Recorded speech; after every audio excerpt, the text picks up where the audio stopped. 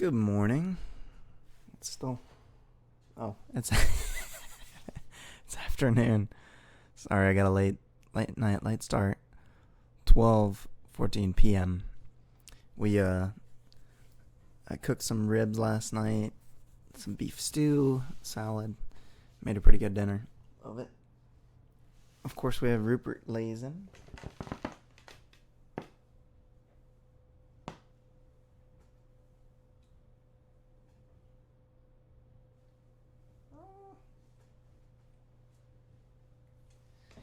Lazen. And we're in John 9. John 9:1. In the KJV, as Jesus passed by, he saw a man which was blind from his birth. And his disciples asked him, saying, Master, who did sin, this man or his parents, that he was born blind?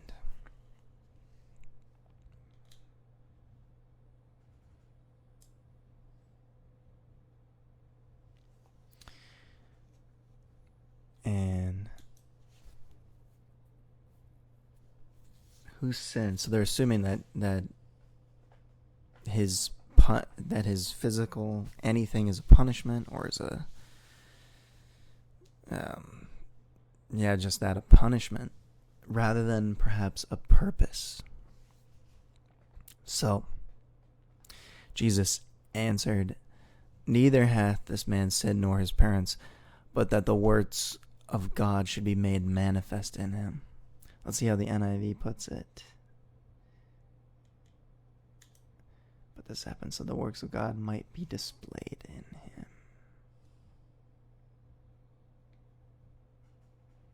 Oh, it controls both.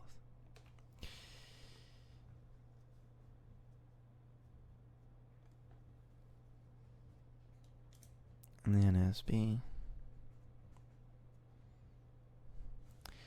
NASB kind of... I think the NASB is putting it best here. It was neither that this man sinned nor his parents, but it was so that the works of God might be displayed in him. Making it clear that, well, it's not that he hasn't sinned, of course. All men are sinful. But it was neither that this man sinned nor his parents, but so it was that the works of God might be displayed in him.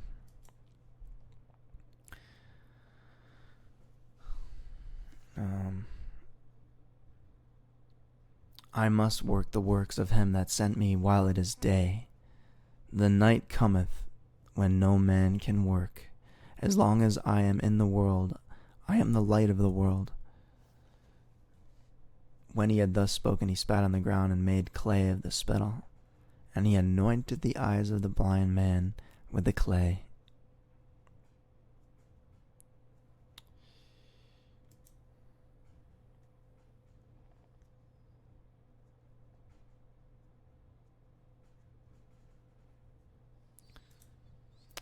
And said unto him, Go wash in the pool of Siloam, which is by interpretation sent.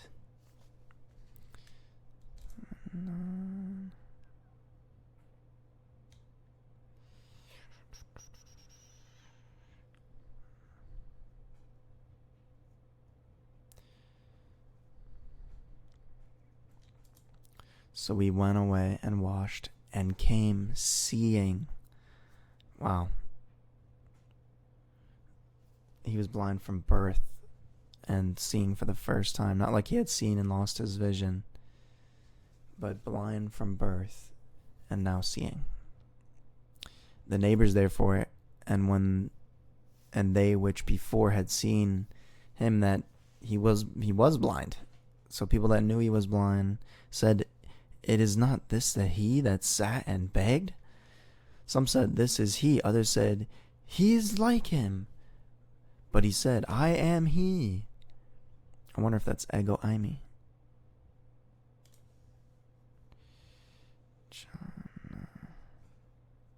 But he said, ego eimi, I am.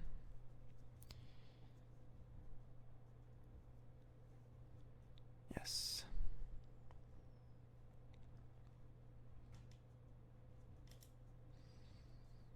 Wow, highly recommended Blue Letter Bible. pretty cool tools.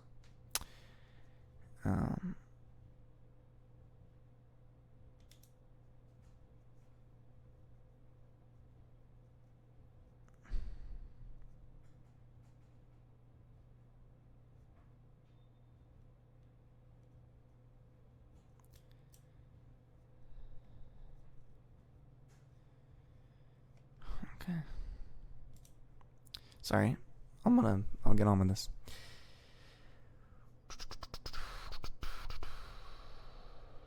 He said, Ego eimi. Therefore said they unto him, How were thine eyes opened? He answered and said, A man that is called Yeshua, a man that is called Jesus, made clay and anointed mine eyes, and said unto me, Go to the pool of Siloam and wash. And I went and washed, and I received sight. Nice. Strong's G 2424. Jesus. That's where we get Jesus, yeah. And a man that is called Jesus, Yeshua, made clay and anointed mine eyes, and said unto me, Go to the pool of Siloam and wash. And I went, and I washed, and I received sight. I wonder how he actually said that in real life. Then they said unto him, Where is he? He said, I know not. They brought to the Pharisees him that aforetime was blind. And it was Sabbath day when Jesus made the clay and opened his eyes. Then again the Pharisees also asked him how he had received his sight. He said unto them, He put clay upon mine eyes, and I washed, and I do see. Or maybe he's more demure in front of the Pharisees, and I do see. Therefore said some of the Pharisees, This man is not of God, because he keepeth not the Sabbath day. Others said, How can a man that is a sinner do such miracles? And there was a division among them. They say unto the blind man again, What sayest thou of him, that he hath opened thine eyes? He said, He is a prophet. But the Jews did not believe concerning him that he had been blind and received his sight, until they called the parents of him that had received his sight. And they asked them, saying, Is this your son, who ye say was born blind? How then doth he now see? His parents answered them and said, We know not that this is... We know that this is our son, and that he was born blind, but by what means he now sees, we know not. Or who hath opened his eyes, we know not. He is of age, ask him. He shall speak for himself. These words spake his parents because they feared the Jews, for the Jews had already agreed that if any man did confess that he was Christ, he should be put out of the synagogue.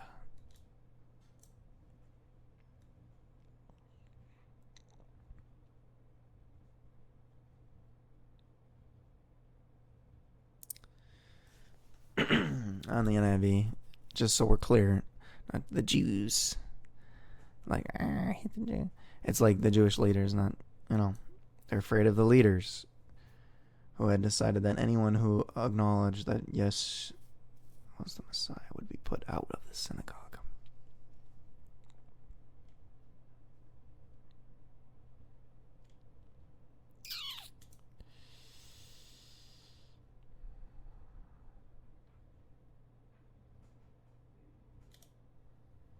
Strong's G 2453. Eudios. I wonder if it's more like you can say that and you're talking about that form of Judaism that was departed and twisted from Old Testament or Tanakh faith.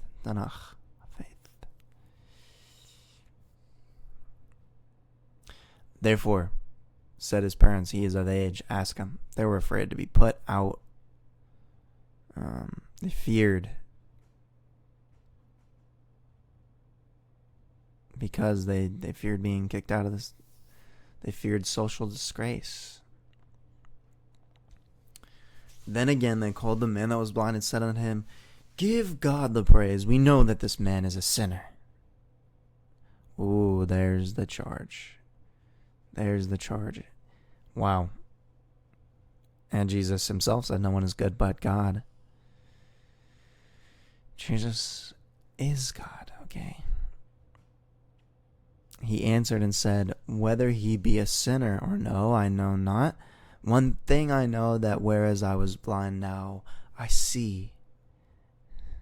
Then said they to him again, What did he to thee? How opened he thine eyes? He answered them, I have told you already, and ye did not hear. Wherefore would ye hear it again? Will ye also be his disciples? Then they reviled him and said, Thou art his disciple, but we are Moses' disciple.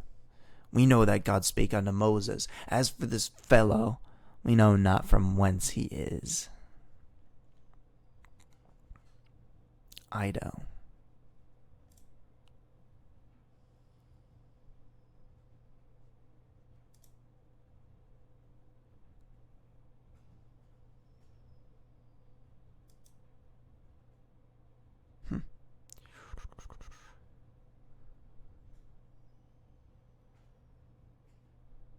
Shabar in the Hebrew.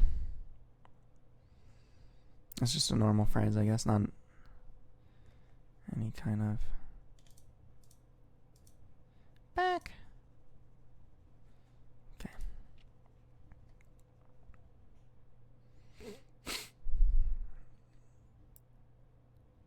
As for this fellow, we know not from whence he is.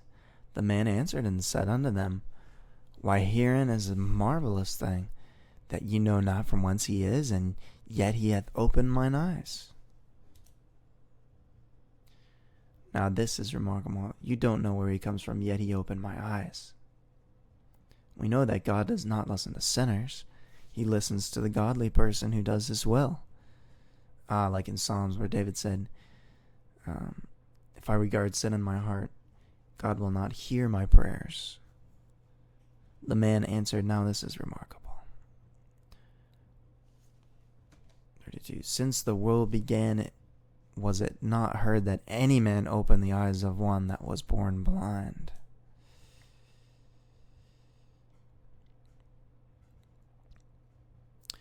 If this man were not from God, he could do nothing.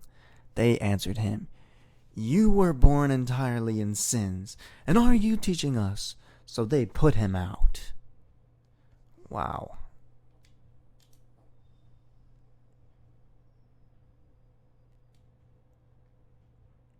So they put him out. Now Jesus heard that they had put him out. I guess they put him out of the synagogue, physically kicked him out, and they're like, You're out. You're born in sin. See, they had the same theology, or they had that theology.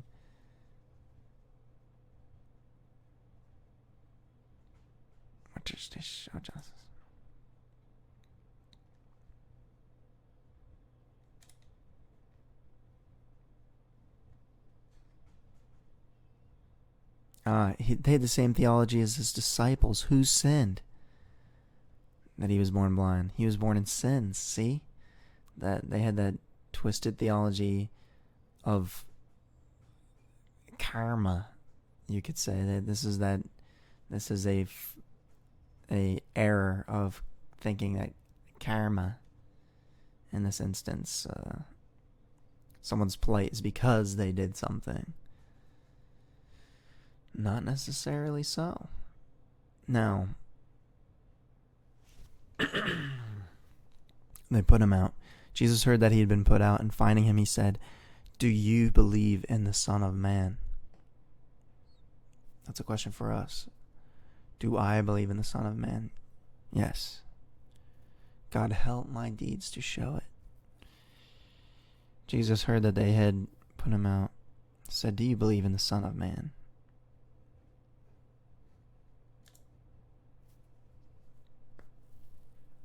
Do you believe in the Son of God? He answered him,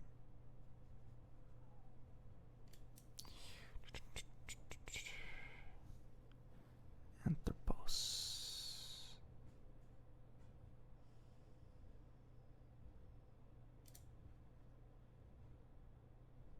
Theos. So they're using different manuscripts there. Oh, Theos.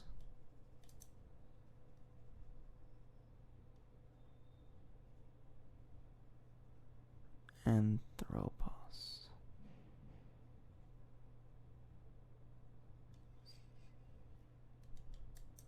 Oh, you see the different manuscripts. Commentaries. Ooh.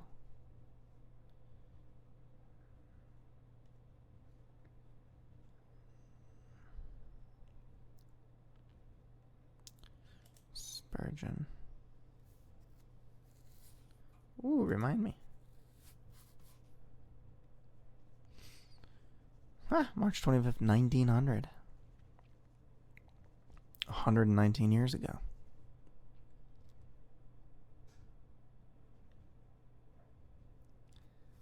Do you believe in the Son of God? Answer.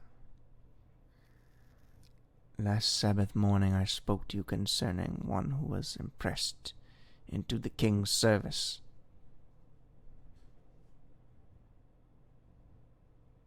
He was a pressed man, yet I think that after he had been forced to bear the cross, he willingly carried it. And I hope that he afterwards became a faithful follower of the Lord Jesus Christ. Now, strange to say, here is another pressed man. For I did not think that this man whose eyes had been opened by Christ had thought of becoming a believer in the Son of God, until the Lord Jesus found him out. Before he had reached that point, indeed, before he had knew that the prophet who had opened his eyes was the Son of God, the Pharisees had cast him out of the synagogue, so that he was compelled to bear the cross of Christ. Interesting.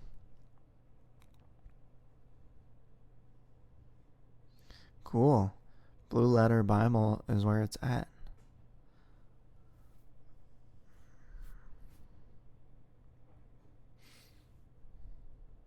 Wait, it's a very vital point to do what?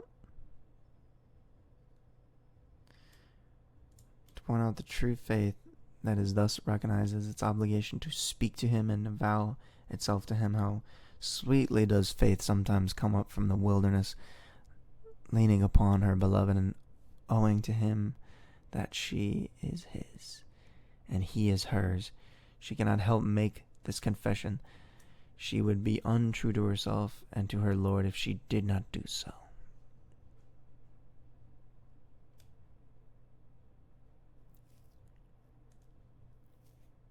In buying a smart article at the shop, you paid your twopence for it across the counter, but the larger the business transaction gets to be, the less there is of metallic currency in connection with it, and you oft pay each other in promises. The commonest form of a promise is a bank note, and it is worthwhile to observe how much a bank note is made after the gospel, the model of God's promise.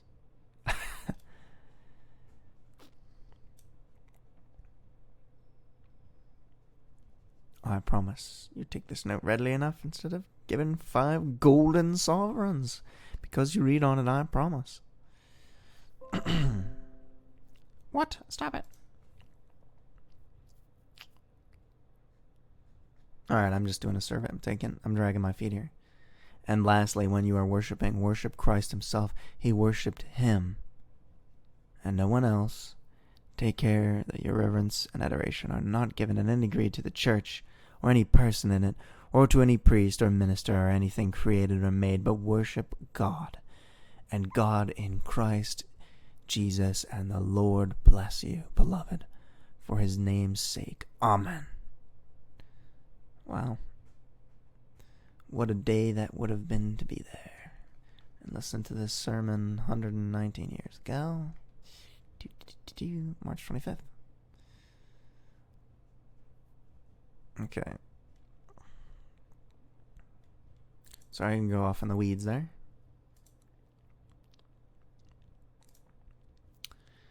And Jesus said unto him, Thou hast both... Jesus heard that he had cast him out, and he came to him and he said, do you believe in the Son of God? He answered and said, who is he, Lord, that I might believe on him? And Jesus said unto him, thou hast both seen him, and it is he that talketh with thee. And he said, Lord, I believe. And he worshipped him. Nobody, no angel would accept worship. No prophet. He worshipped him, and Jesus said, for judgment I came into this world. For judgment I am come into this world, that they which see not might see, and they which see might be made blind. And some of the Pharisees which were with him heard these words and said unto him, are we blind also? Jesus said unto them, if ye were blind, ye should have no sin. But now ye say we see, therefore your sin remains. Wow. Now where is it that they repented in dust and ashes? But since you say we see, your sin remains.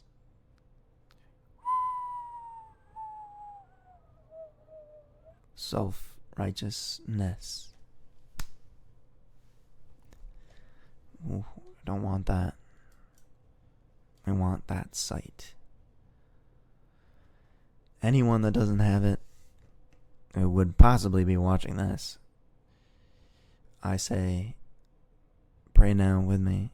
Give me that sight. Anoint my eyes with your truth. I want to worship you. I want to worship you. Heal my heart. Give me a new heart if needs be. Kill me, and still will I trust you. Still will I see you in my flesh. As Job said, though he slay me, yet will I trust him. Make sure I have that right. Job, though he slay me. What? Job, though he slay me. Job 13:15. Though he slay me, yet will I trust in him.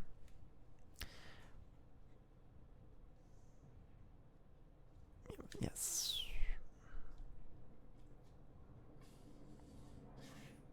Okay. That's John 9.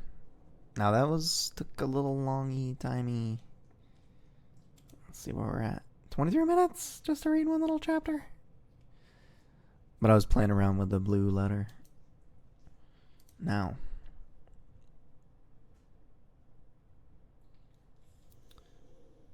Well, let's leave it there and then since it's so long.